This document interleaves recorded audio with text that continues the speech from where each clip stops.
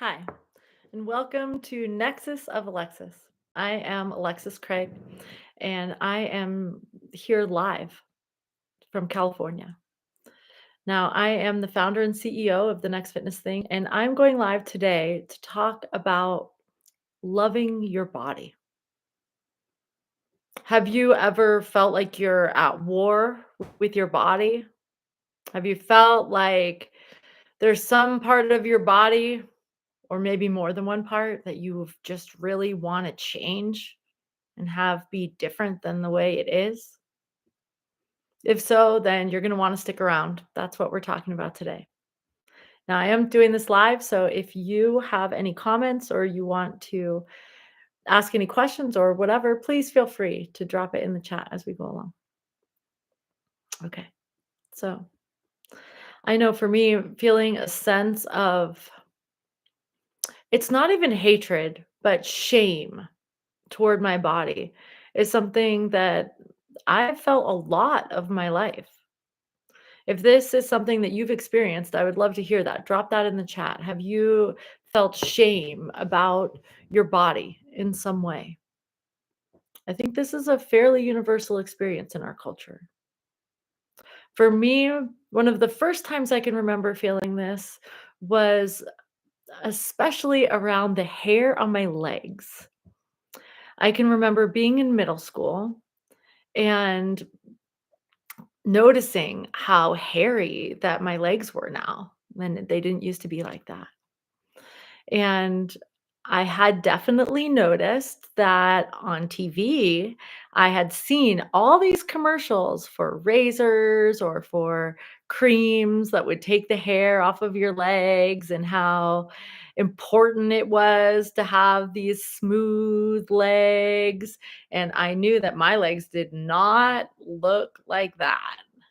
Especially was really nervous about that in PE class, where you have to change clothes in front of other people and even wear shorts. And I noticed that the other girls that were at my school were shaving their legs. And that wasn't something that I was doing yet. And I felt a lot of shame around that I was gross because my legs were so hairy. Now, don't get me wrong. I think maybe that's just part of the middle school experience, right? And I also just want to acknowledge that some part of that actually came from the commercials on TV, and that the my expectation of what my legs were supposed to look like was really shaped by what I was seeing, not only by the people around me, somewhat, yes, by the people around me, for sure, and also by what the commercials on TV were telling me. And I'm sure the people around me were also influenced by by TV, right? The interesting part about this for me is that women did not shave their legs until the 20th century. Did you know that? This is like one of those fun facts I love to nerd out on.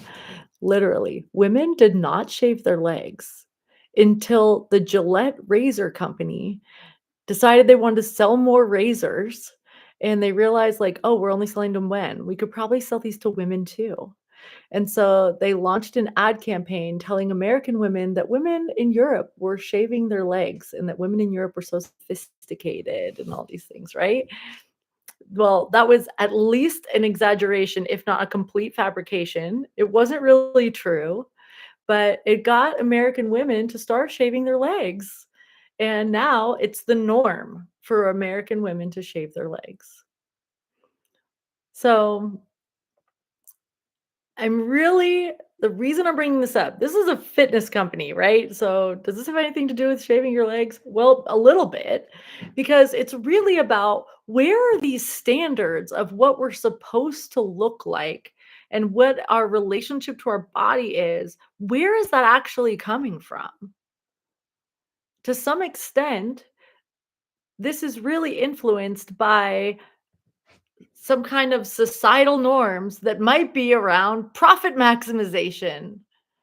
So I really encourage you to look at the relationship that you have, anything about your body that you think you may need to change. And one question to ask yourself is, who is profiting from me feeling like that? How many diets, books about that have you tried?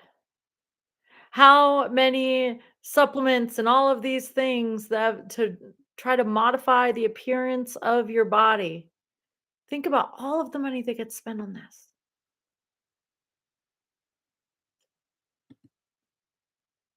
So, in some way, this is a way that we are essentially being programmed by the television programming. And it might not be television anymore, it might be some other media source, but we are being programmed to feel this way and to have certain expectations about what our body is supposed to be.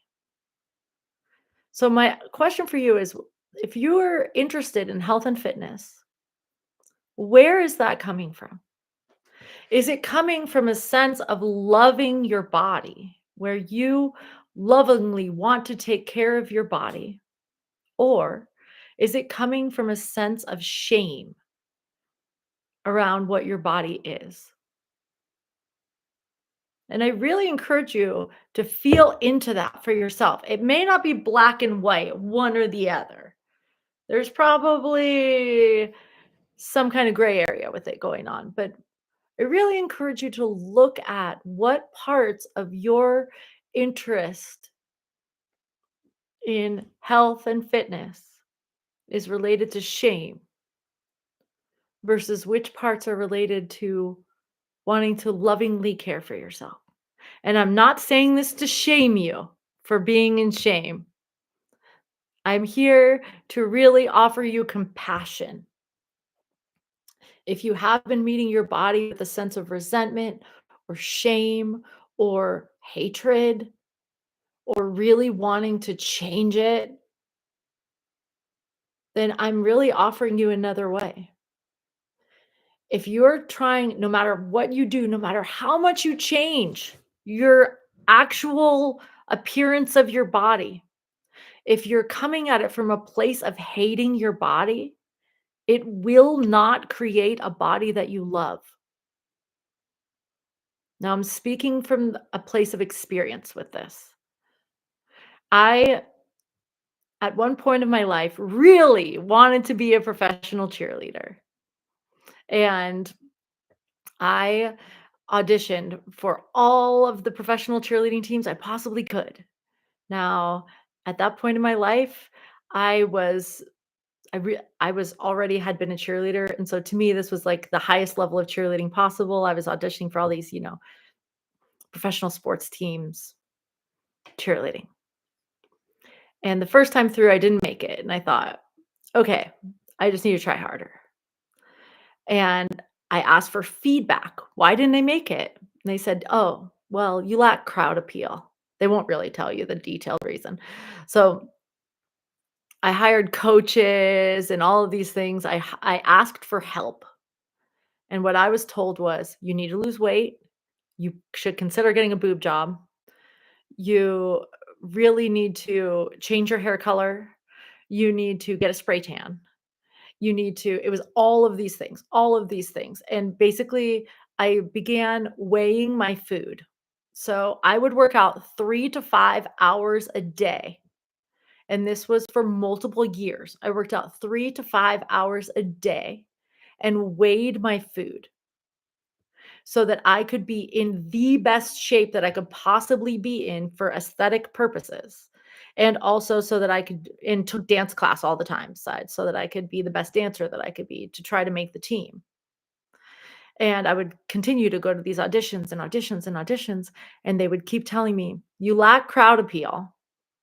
And, then I'd ask the coach, what do I need to do? Well, you should probably lose more weight. You're not getting any younger. You might want to think about, getting some surgery kind of things here, there, that kind of thing, right? But what was actually happening was I was getting into better and better and better and better shape, actually. I was working out hours and hours and hours. I was eating precisely, exactly the thing for a long time. And I had, you know, but at the time, but the basically the feedback I was getting was that not good enough, not good enough, not good enough. And so I was coming at my body with this perspective of I'm not good enough, I need to change. I'm not good enough, I need to change. I'm not good enough, I need to change. I had pictures of myself up so that I could see my progress over time to see, okay, it looks like I made this progress, this progress, this progress. And I was actually on the ways that you would measure getting fitter and improving my body, but I was feeling worse and worse and worse and worse about myself and feeling like no matter how hard I work, I'm just not pretty enough. No matter how hard I work, I'm just not talented enough. I'm just not feminine enough. No matter what I do, I need to just keep trying, trying, working harder. And the thing is, the reason I'm telling this story is because I wasn't coming at this from a place of like, I love my body and I'm here to show up and I just love exercising so much that I want to just keep doing it. No, I was coming at it from, I'm not good enough. I need to keep going. I'm not good enough. I need to keep going until it finally hit a breaking point and I went, okay, I'm done. So, what I'm saying here is if you are meeting your body from this place of feeling like your body is not good enough, so you need to change it, even when your body changes, that's not going to create a sense of your body being good enough.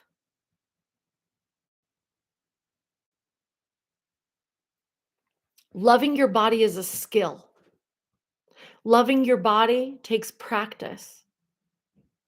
Loving your body is a way of attuning to your body. Now, when I'm saying loving your body, I'm not talking about like you look in the mirror and you go, oh, I'm so happy with what I see. And maybe you'll get there and that'd be amazing to be able to get there, right?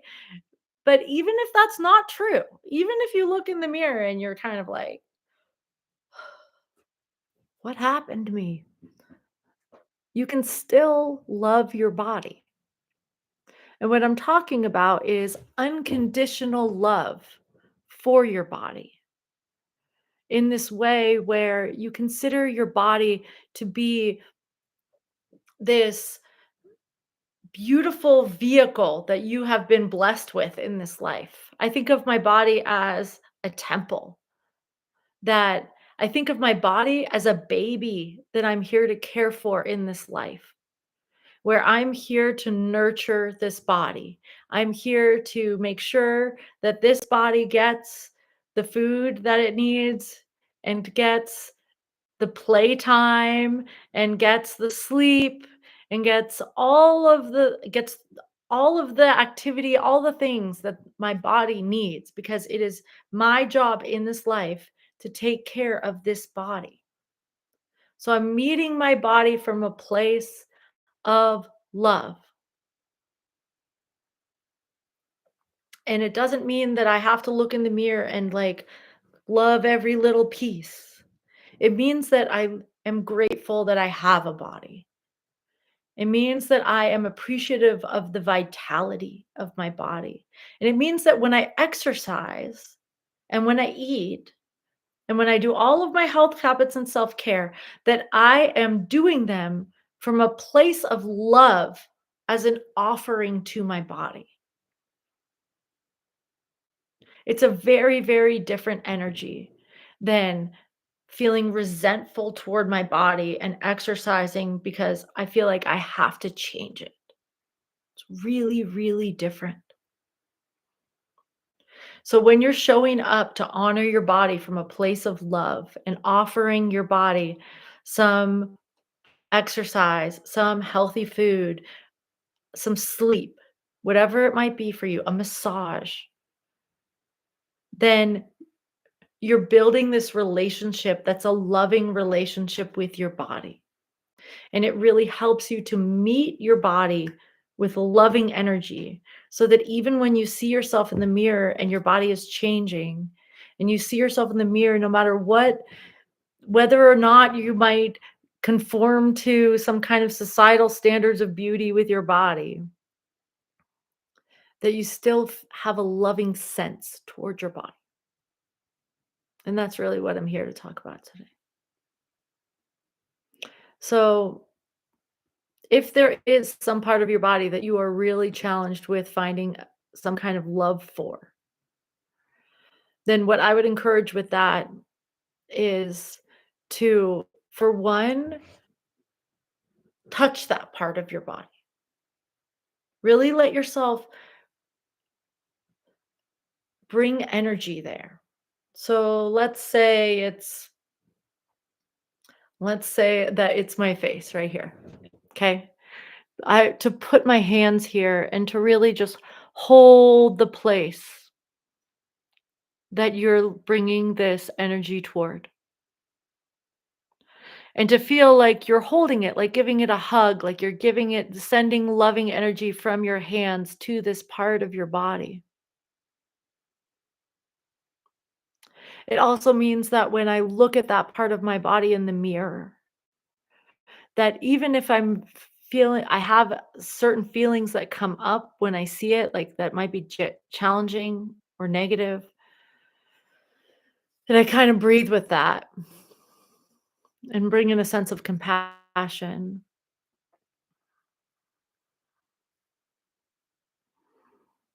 And I just really encourage you to look at the way that you are telling stories about your body and what you look like or whatever it might be for you. Just to really notice what you say to yourself. It might be, I am so blank, whatever that is. Notice what that is. And just see how, in a truthful way, you can retell that story. Like, I've got all this gray hair coming in, right? I could tell myself, I am so old. I am looking washed up. I'm looking faded out. I'm looking like an old lady. Like, I could tell myself that. I can also tell myself, ah, I am really allowing for the wisdom of my years to show, right? And I can choose the way that I word that in a way that feels loving and empowering toward myself. So,